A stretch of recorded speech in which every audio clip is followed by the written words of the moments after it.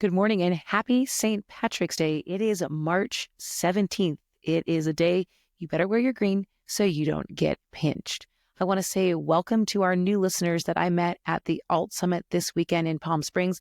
I hope you enjoy the podcast and welcome aboard. Now let's talk about what everyone is talking about right now. It's time for March Madness basketball. That's right. Last night was Selection Sunday and the teams were revealed who were going to participate in the big dance or the NCAA tournament. Of course, men's and women's side, we have teams that will start playing this week in hopes to make it to the national championship game in April.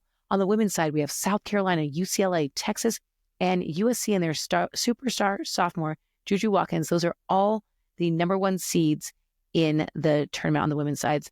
First timer, George Mason makes the bracket as well, but there's still no clear-cut favorite. So it's anybody's game. So if you're picking a bracket, keep that in mind.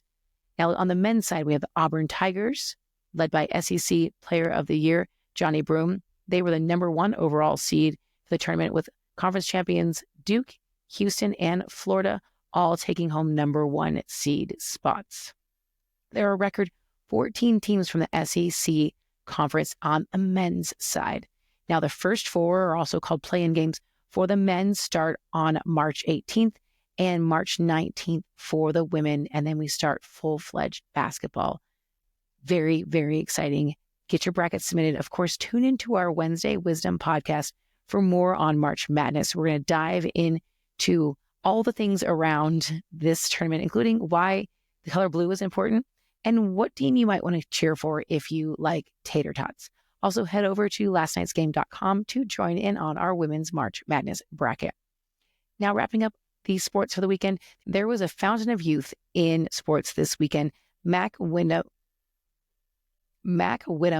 14 years old, became the youngest player in National Women's Soccer League or NWSL history to appear in a regular season matchup on Saturday night. Then, over in Palm Springs, Russian teenager Mira Andreeva came back to beat number one ranked Arina Sabalenka in the BNP Paribas Open on Sunday. The 17-year-old is the tournament's youngest champion since Serena Williams in 1999. And last but certainly not least, let's move on to golf.